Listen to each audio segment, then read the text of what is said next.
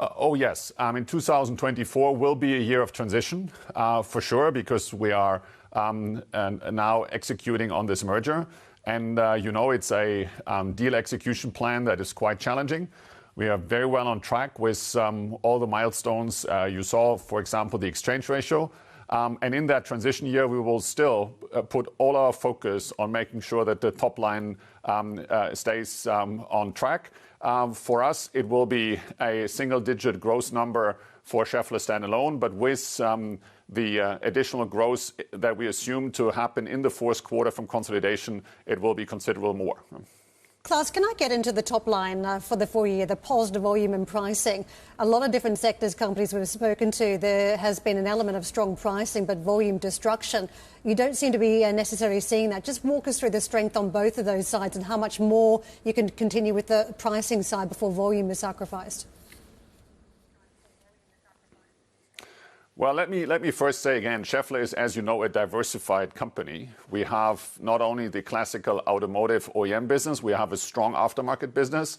That was one of the growth champions in 2023, and we see continuous growth in that area. On the other side, industrial suffered from the market trend. You know that is a cyclical business, and absent of the M&A driven growth that we had in 2023, that was clearly a volume reduction during the year, to some extent compensated by price.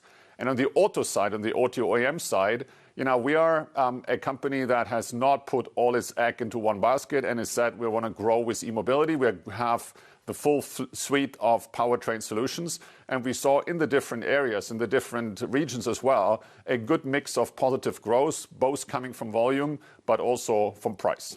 Klaus, so we're happy with what we have there. 5.8% for the full year is not a bad number in this environment. So, Klaus, just diving into those automotive technologies and the parts of the business from Europe to Americas to Greater China, very lumpy on the numbers, and interesting to see Europe so strong versus some of the other areas like the United States, where you're down almost 3%.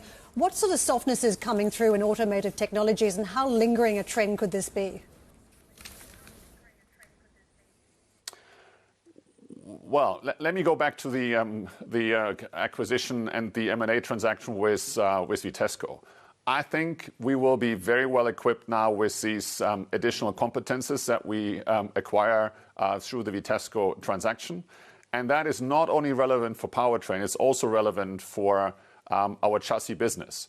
The sensor technologies, the software, the power electronics from Vitesco fits super well into also the whole question of what can we do in the new technologies in automotive as a broader sector than just powertrain.